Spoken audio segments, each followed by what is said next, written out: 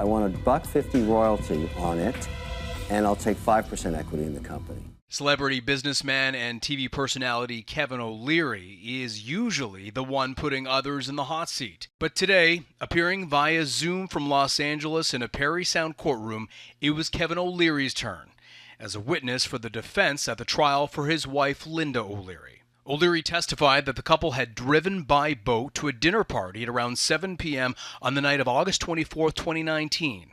And when asked if Linda was drinking at the party, Oleary said she might have been, but could not recall seeing her drinking, telling the court that she knows when she's a designated driver, she has to be very careful.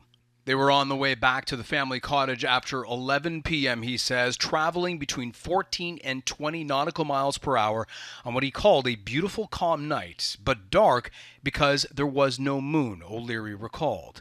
Quote, "We went right into it. It was a huge surprise. I didn't see it until right before we hit it. I didn't know what we hit." When lawyer Brian Greenspan asked, "Did you see any lights before the collision?" Oleary replied, "Nothing.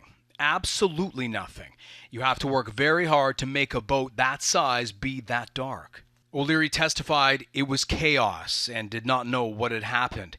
He said he and his wife called out and asked if everyone was okay, and said they got no response, which he thought was bizarre. He testified it took a while before the other boat, which was invisible, turned on its lights. And when it did, he says, it lit up like a Christmas tree. Kevin O'Leary says they drove back to the dock of his Lake Joseph cottage and only learned at around 2 a.m. from a police officer that one person had been killed and another seriously injured. 64-year-old Gary Poltash of Florida died that night. 48-year-old Susanna Brito of Uxbridge died in hospital days later. Oleary also testified he did not remember hearing that his wife had given a breath sample to police, but recalled she had blown an alert. Linda Oleary has pleaded not guilty to one count of careless operation of a vessel under the Canada Shipping Act.